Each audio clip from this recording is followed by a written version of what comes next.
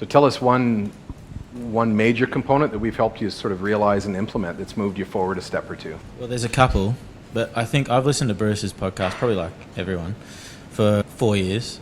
And prior to signing up, one of the biggest issues myself and Ryan had as a partnership was that we were constantly almost competing on the work we did. We were fighting each other. You know, we didn't have our own lanes. We were like, oh, did you sell a job this week? Did you bring a job in this week? Or how many cabinets did you build? Running our own jobs. So almost, yeah. And then that has been one of the biggest changes we've made, is having a separate lane. So it's been really good for our business, but also for our friendship. We don't feel like we're at heads all day, every day. And like Ryan said, we're on a trajectory to build modular homes one day, and we're very glad we went down the joinery route. The manufacturing's been almost like an unhealthy obsession for us.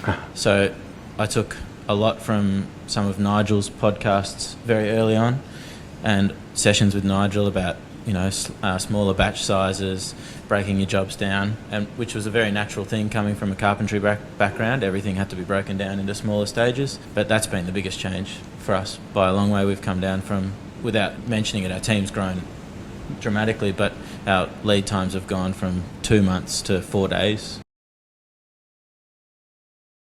Our lead times have gone from 2 months to 4 days.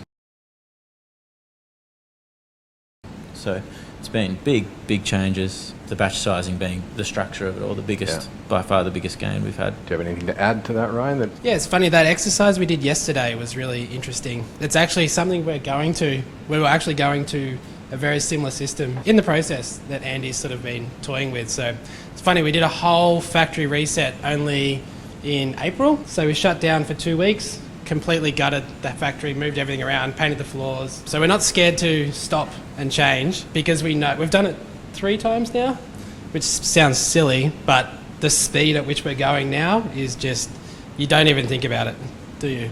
Yeah. So we've got a good team. They don't resist change. They kind of back us. We're quite fortunate in that respect. Yeah, the batch sizing's been good. Time blocking, just doing one thing per week has been good. My ideal work week when I started was I fill every day with something, and that wasn't the point of the exercise. I later found out it was just get one thing on there for the week and just do that each week. So that was quite good.